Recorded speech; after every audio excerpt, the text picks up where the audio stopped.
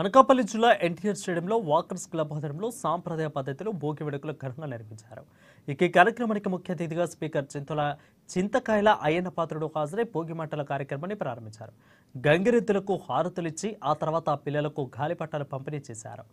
భోగి పండుగ మన సాంప్రదాయాన్ని ఆయన గుర్తు చేశారు. ఈ కార్యక్రమాన్ని నిర్వహించిన వాకర్స్ క్లబ్ ప్రతినిధులకు అభినందనలు తెలియజేశారు.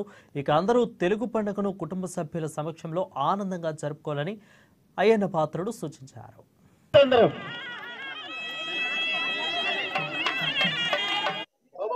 మన ఎన్టీ రామారావు గారు స్టేడియంలో వాకర్స్ క్లబ్ మెంబర్స్ అందరూ కలిపి భోగి మంట కార్యక్రమం పెట్టినందుకు చాలా ఆనందంగా ఉంది.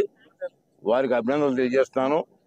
ఈ సందర్భంగా నర్సీపట్నం ప్రాంతం వాళ్ళకే కాదు, రాష్ట్ర తెలుగువారు అందరికీ కూడా సంక్రాంతి శుభాకాంక్షలు కూడా తెలియజేస్తున్నాను. చాలా సంతోషంగా ఉంది. కనుమరుగవుతున్నటువంటి మన సాంప్రదాయాన్ని మళ్ళీ పూర్వ వైపు తీసుకోవడం కోసం వాకర్స్ క్లబ్ సబ్జెక్ట్ చేస్తున్న ఈ కార్యక్రమానికి అభినందన. అందరూ కూడా సహకరించవలసిన అవసరం ఉంది. ఏ పండుగ వచ్చినా, తెలుగు పండుగలు ఏ పండుగలు వచ్చినా అందరం కూడా మన భార్య పిల్లలతో ఆనందంగా ఉండాలని